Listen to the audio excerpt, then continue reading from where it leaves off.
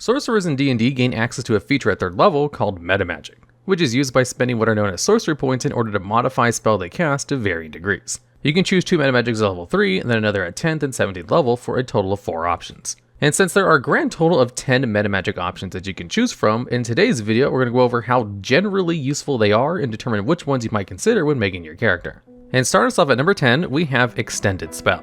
All this option does is allow you to spend 1 sorcery point in order to double the duration of any spell you cast, as long as its duration is at least 1 minute, up to a maximum duration of 24 hours. This works particularly well with spells like Mage Armor, turning its 8-hour duration into a 16-hour one and allowing you to stay under the effects of the spell well beyond a long rest if you so choose. Extended Spell is probably best used, however, with Divine Soul Sorcerers, as they gain access to the entire Cleric spell list as a result of the Divine Magic feature they learned upon taking the subclass at level 1. Through this, you can take Aid, a 2nd level spell which increases the maximum hit points of up to 3 creatures you choose within 30 feet by 5 for 8 hours.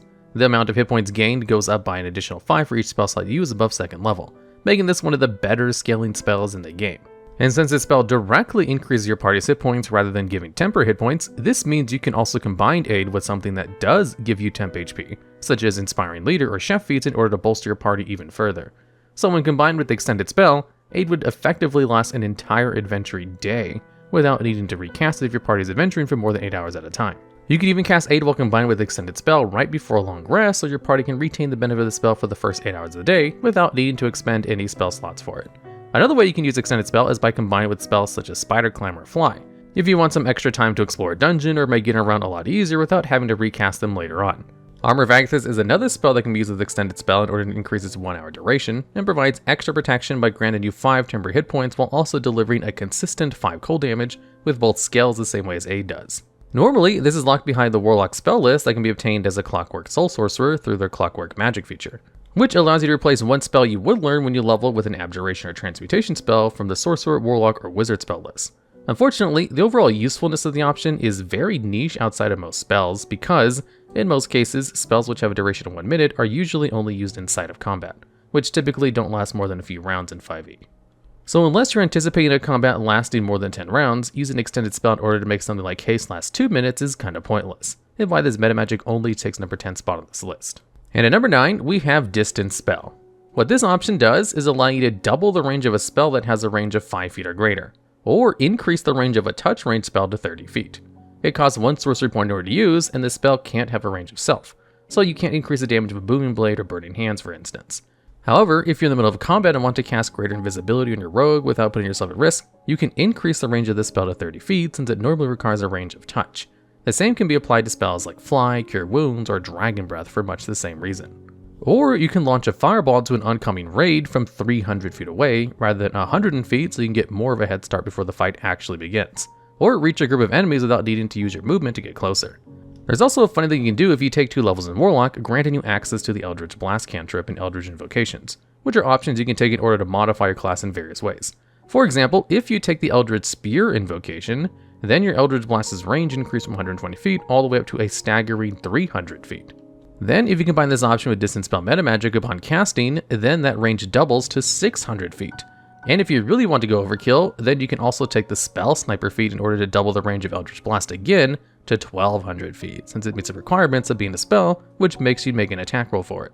And since characters can see 2 miles in any direction on a clear day, assuming there aren't any obstructions such as trees or buildings as stated in the DMG with the rules for visibility outdoors, you can effectively snipe creatures from on top of a roof or balcony with little hassle. While you wouldn't have any need for this kind of range most of the time, you can still take advantage of both Distance Spell and Spell Sniper for spells like Scorching Ray to give it a total of 480 feet between the 2 options, effectively allowing you to target any creature on a map regardless of where you are as long as you can see them.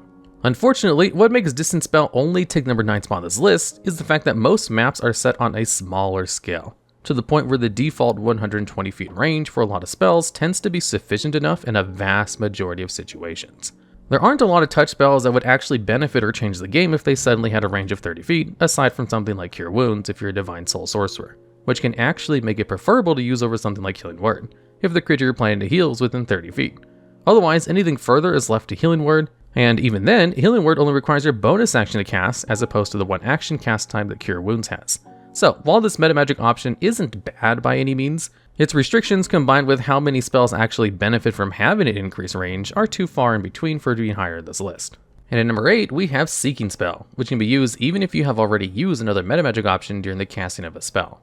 And what it does is for the cost of 2 sorcery points, it allows you to reroll a d20 on an attack roll for a spell that is missed, forcing you to use a new roll in its place. The most important thing to note is that this can only be done with spells which require attack rolls in order to use. So spells like Booming Blade and Green Flame Blade are both viable targets to use this option, even though the spell description calls for a weapon attack roll instead of a spell attack roll. There's also nothing prevented you from rerolling a melee spell attack that you made with your Bigsby's hand when using the Clenched Fist option, as the attack roll is made as part of the spell while you control it, since it's considered an object under your control, rather than a creature you command, which would not be viable for Seeking Spell because summoned creatures through the use of Summon Undead, for instance, would count as their own entity and attacking using their own stats.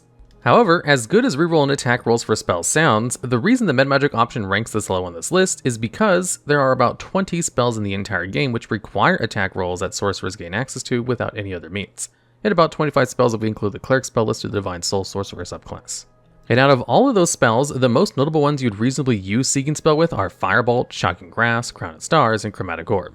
And although there is a case to be made for Booming Blade, sorcerers really don't want to be in melee range of creatures unless they absolutely have to, which is why Shocking Grasp makes a better candidate, as it shuts down reactions of creatures you hit with it, meaning you won't provoke opportunity attacks from the target if you attempt to move away from it. There's also the fact that, because of the way this metamagic is worded, you can only reroll a single attack roll from a spell, meaning spells like Scorching Ray, which fire 3 rays that each require a separate attack roll, aren't really the best options to use with this option, since it would only allow you to reroll the attack roll of a single ray rather than multiple rays. The only real upside of this option is the fact that it can still be used even if you've already used another metamagic option, so you can combine this with a Distance Spell if you want to ensure that you hit a creature with your Shocking Grasp from 30 feet away, or combine this option with Empowered Spell to make sure you deal as much damage as possible with a Firebolt. However, you must also consider the cost in order to pull this off, and weigh it against the potential benefits. You see, sorcerers can also use their sorcery points in order to convert them into spell slots or vice versa, as needed as a bonus action. And at level 5, you only have 5 sorcery points available to use. This means that if you're using Seeking Spell and Empowered Spell on something like Chromatic Orb, you would only have 2 points plus at least 1 additional point requiring Empowered Spell in order to both ensure that the spell hits and also deals better damage for a first level spell. Instead, it might be more beneficial to cast something like Tasha's Mind Whip and either use Empowered Spell to reroll bad damage rolls, or Heightened Spell in order to ensure that a creature fails its intelligence saving throw, allowing it to deal the full damage and apply debuff, which takes away its reaction until the end of its next turn, while also only allowing them to either move, make an action, or make a bonus action on their turn. There are just not enough spells which use attack rolls that are available to sorcerers to justify a higher spot on this list. The only spell that is particularly worth a note is Contagion, a 5th level spell which requires you to make a melee attack roll in order to poison a creature, and potentially cause that creature to suffer one of many effects for 7 days. However, it's locked behind the Druid and Cleric spell list, meaning only Divine Soul Sorcerers gain access to this spell. And at number 7, we have Empowered Spell, which lets you spend 1 sorcery point in order to reroll the damage dice of a spell up to your Charisma modifier, and forces you to use the new rolls. Just like with Seeking Spell, you can use this spell with other metamagic options, since normally you can only use 1 option per cast. While this might not seem so great when using it on a spell that targets a single creature, its potential shines when it's used on spells which affect multiple creatures, such as Fireball. Fireball is a 3rd level spell which deals 8d6 fire damage to creatures in a 20-foot radius, and half if a creature succeeds a dex save. So if you choose to use Fireball on 5 targets and roll 2 1s when rolling for damage, and choose to spend a sorcery point to re-roll both of those 1s and roll a 3 and a 6 instead, each target would be taking an additional 7 fire damage, resulting in a total of 35 extra fire damage. And since this can be combined with other metamagic options, you can combine this metamagic option with Twin Spell and a 2nd level spell Mind Spike, for instance, in order to have it target 2 creatures instead of 1. Then reroll any 1s if you happen to roll any. And because this spell requires a creature to make a save is now being modified to affect more than 1 creature, and the rules for rolling damage against multiple creatures using this same effect requires you to only roll once for damage, you don't have to worry about one damage being higher or lower than the other, or choose which targets get to have their dice rerolled, since they would all be affected by the same damage roll. Basically, Empowered Spell works really well on spells that A, require targets to make a saving throw, and B, can affect multiple creatures. But that's not to say that you can't use Empowered Spell when making attack rolls either. Firebolt already does a good amount of damage to creatures as a cantrip on a d10, and gets stronger as you level up by adding additional damage die upon reaching levels 5, 11, and 17. Scorching Ray might be another spell you consider using with its damage, as it can spread amongst multiple creatures, though you would still have to roll for each ray. All this metamagic option really does is help you balance damage to be a little bit more consistent, which can be pretty useful. However, the reason Empowered Spell only takes number 7 on this list is because its usefulness really depends on the player. A sorcerer that focuses on being more of a blaster type spellcaster and wants to deal the most amount of damage as possible would have more use out of Empowered Spell over someone who might be a more crowd control oriented and want to be manipulators of the battlefield. However, to players that want to increase their damage consistency, then this Metamagic option is a really solid pick all the same. And at number 6, we have Subtle Spell. This allows you to cast a spell without using any somatic or verbal components and only costs 1 sorcery point to use. What's really great about this Metamagic option is the fact that it allows you to use your spells in situations that might be unfavorable otherwise, such as being gagged or tied up. Let's use Misty Step as an example for this. It's a 2nd level spell which allows you to teleport up to 30 feet to an occupied space that you can see, and you only need a verbal component in order to cast it. So if you happen to be in a position where you can't talk or would not want to be heard, you can use Subtle Spell in order to Misty Step to your destination without ever needing to vocalize or give away your position. Another good example is allowing yourself to quietly cast invisibility in order to make sneaking around a palace much easier to manage. And in combat, you never have to worry about being affected by spells like Silence, which specifically shuts down spells which require a verbal component to cast.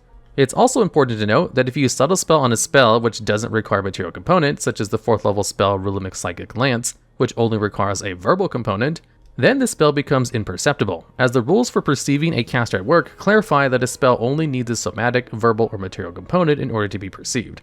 As a result, this spell can no longer be counterspelled since counterspell requires you to be able to see a creature casting the spell. And while Subtle Spell definitely works better as a flavor and roleplay option, the fact that it can also be used as a means to ignore counterspell is enough to make this Metamagic option worthy of the number 6 spell on this list, and in fact is generally the best use of this Metamagic. And at number 5, we have Careful Spell. Whenever you cast a spell causing more than one creature to make a saving throw, you can spend 1 sorcery point in order to choose the number of creatures up to your charisma modifier, and have them automatically succeed the saving throws against that spell. This works similarly to the Evocation Wizard Sculpt spell feature that they learn at 2nd level, where they can choose creatures equal to 1 plus the level of the evocation spell being cast in order to protect them from the spell's damage and effects by having them automatically succeed the required saving throw. However, unlike Sculpt spells, Careful Spell does not protect the damage of an incoming spell. Just makes it so the affected creatures automatically succeed and take the effects of a successful save as per usual. Because of this, Careful Spell's potential shines when using control spells such as the 3rd level spell Hypnotic Pattern, allowing you to charm and incapacitate creatures in a 30-foot cube even while your party members are in an unfavorable position. Fear and Reverse Gravity are also notable control spells which possess effects that don't do anything to a creature that successfully makes their saving throw against them. All in all, this is a pretty limited Metamagic option in regards to how many spells can actually benefit the most out of it. And in most cases, you can avoid needing to rely on Careful Spell anyway with a bit of careful positioning and planning with your party members. Fortunately, the control spells that do work with Careful Spell can provide a ton of value if they work. Hypnotic Pattern, for instance, can easily win you the fight if it manages to hit every creature inside of it. And if it manages to hit every creature in the encounter, then you're basically giving free reign of your party to do whatever they want, such as escaping. It's a fantastic spell to use if you want to handle a combat as non-lethally as possible. And Careful Spell just makes it easier to use if you have a barbarian or fighter that ends up being swarmed with guards or minions. It also just takes enemies out of the fight, which in turn makes the fight a lot easier to manage as well. Fear is also a great 3rd level spell to use this Metamagic option with, for much of the same reasons as Hypnotic Pattern. It just makes the fight easier and more manageable since it forces creatures to become frightened and run away, dropping whatever they're holding at the time. And then, of course, there's the 7th level spell, Reverse Gravity, which affects a 50-foot radius, 100-foot high cylinder that causes creatures and objects inside of it to fall upwards and taking fall damage if they hit a ceiling. However, if they don't hit anything solid, they're just suspended in the air, oscillating slightly for the duration. And then, if the spell ends, the creatures and objects fall to the ground, taking fall damage accordingly. All of these are fantastic control spells that you can use without worry about affecting your party members through the use of Careful Spell, which is why this Metamagic option takes number 5 spot on this list. And of course, there's nothing stopping you from using Careful Spell with an area of effect damage spell, just as long as your party members are okay with taking some of that damage. And at number 4, we have Heightened Spell. This allows you to spend 3 sorcery points in order to force a creature to roll a disadvantage against a spell that requires a saving throw, but only on the first saving throw of that spell. So if you cast a 3rd level spell Slow, which requires a wisdom saving throw, you can spend 3 sorcery points to have a creature roll the save with disadvantage. But since the spell also requires a wisdom saving throw at the end of each of the affected creature's turns, it is important to note that these saving throws will remain unaffected by Heightened Spell. Because of this, Heightened Spell is best used on a single target spell which only requires a single saving throw. Disintegrate is a wonderful example of this, as it's a 6th level spell that deals a huge amount of force damage and requires a dexterity saving throw in order to not take any damage. So, if you want to ensure that the creature you're targeting gets hit by this high level spell, force them to make the dexterity saving throw with disadvantage might just be the way to go. Dominate Person is also another great spell to use Heightened Spell with, because a creature you target with it would normally have to make the Wisdom saving throw with advantage if you or friendly creature is fighting them. So you would just force a normal roll for the saving throw, as the disadvantage imposed by Heightened Spell would cancel out the advantage that the target would otherwise normally have against the effect. Hold Person is another notable spell, despite needing subsequent saving throws, since it paralyzes a humanoid creature and allows your party to automatically land critical hits whenever they hit with an attack roll against it, which are also made with advantage to boot. So while Heightened Spell suffers from a similar problem that Careful Spell does, in that it works best on specific kinds of spells, it does benefit from having more spells that work well with it and can, generally, be more useful since it doesn't require to be in specific situations in order to make use out of it. The biggest downside of this Metamagic option, unfortunately, is its steep cost in order to use it. However, the general benefits it provides and the overall usefulness of the spells it can be used with are just barely enough to make it being worth the cost, as turning a miss on a disintegrate into a hit is actually really huge, for example. And at number 3, we have Transmuted Spell, which allows you to spend 1 sorcery point in order to change the damage type of a spell into another one. The spell must deal damage type that is listed for the option, and you can only change the damage type to another one on the same list, which includes acid, cold, fire, lightning, poison, or thunder. So, if you know that the group of fire snakes you're fighting are immune to the fire damage of your fireball, you can spend a single sorcery point in order to change your fireball's damage to cold damage instead, which fire snakes are inherently vulnerable to, and would take double damage as a result. The only stipulation of this option is the fact that your spell must deal a damage type that is listed, so you can't change the damage type of Inflict Wounds, a spell that deals necrotic damage, and have it deal fire damage instead. Fortunately, the listed damage types already sport a good amount of coverage, such as Acid and Thunder, and this isn't a huge problem, and spells which deal psychic and force damage have such good coverage that you won't even want to change the damage type most of the times anyway. This can also be a great way to deal a whole bunch of damage with Fireball if you were to take 2 levels of Tempest Cleric so that you can learn the Channel Divinity Destructive Wrath class feature, allowing you to deal maximum thunder or lightning damage instead of rolling once per short or long rest. All you have to do is change Thunderball's damage type to thunder or lightning using Transmuted Spell. Overall, this Metamagic feature provides sorcerers with a way to deal with damage type coverage that they would otherwise struggle with, since they don't learn as many spells as wizards do, meaning there is a real possibility that the coverage might become a problem depending on the campaign. This feature can also help them maintain a certain theme for players who want to use a lot of cold damage spells, for example, making this an excellent choice for flavor as well, making this an excellent choice for the spell on this list. And at number 2, we have Quickened Spell. This allows you to cast any spell with a casted time of 1 action as a bonus action instead for the cost of 2 sorcery points. The obvious example of this option being used is to allow you to cast Fireball as a bonus action. And at first, this might seem like a great way to cast 2 fireballs in a single turn, using your action and bonus action. But sadly, this is not the case. You see, the rules for casting bonus action spells only allow you to cast a cantrip as an action. So, even if you made a fireball as a bonus action for that turn, you can only follow it with something like a firebolt. So there aren't too many uses for this outside of being able to deal a little bit of extra damage by allowing you to cast a strong spell and a weaker one in the same turn. Although there is an exception to this for spells like Sunbeam. Sunbeam is a 5th level concentration spell which requires a casting time of 1 action in order to activate, dealing 68 radiant damage and potentially blinding creatures it hits in a 60-foot line. Then you can spend your action afterwards in order to repeat the attack until the spell ends. So what you can do is activate the spell as a bonus action using Quickened Spell. Then use your action to repeat the attack for a potential of 12d8 radiant damage. And every turn after that, you can repeat the beam as an action while also casting Fireball as a bonus action through Quickened Spell, since repeating an action of a spell doesn't count as actually casting the spell at that point. However, this is only an exception, and requires to be at least level 11 to be able to perform this. Fortunately, this isn't the only way the Quickened Spell can be useful, and being able to cast 2 damaging cantrips can be very useful when it comes to combat. But the reason Quickened Spell sits at number 2 on this list is because it's generally useful in any combat scenario, since it allows you to combine the effects you might otherwise need to wait another turn in order to capitalize on them, such as casting Hold Person as a bonus action and then following it with a Booming Blade for the automatic critical hit. And the reason this option doesn't take number 1 on this list is because it doesn't really have much use outside of combat, while the number 1 pick has both in combat and out of combat uses.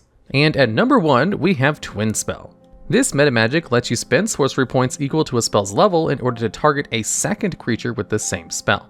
The spell must only be capable of targeting 1 creature and must not have a range of self in order to use the effect. So spells like Scorching Ray or Magic Missile cannot be eligible for Twin Spell since their effects allow you to target other creatures with them. A spell also cannot have the potential to target another creature due to a secondary effect, such as with Chaos Bolt, where it allows you to make a new attack roll against a new target if you roll the same number on the 2d8 damage dice. That being said, there are plenty of spells which work really well with Twin Spell, such as Firebolt, Polymorph, and Disintegrate to name a few. You can also use Twin Spell in order to cast invisibility on 2 of your party members at once, using the same concentration for both to make infiltration missions easier. You can also cast Hold Person on a second creature without using a higher level spell slot to upcast it in order to achieve the same effect. And if you really wanted to, you could even Twin Spell Booming Blade, since it does meet all the requirements despite the fact that it might not seem like it does. You see, one of the requirements for meeting Twin Spell is the spell must not have a range of self. However, in the context of Dungeons & Dragons 5th edition, a range of self simply means that the spell can only affect you, such as the case with the Blur spell or Mirror Image.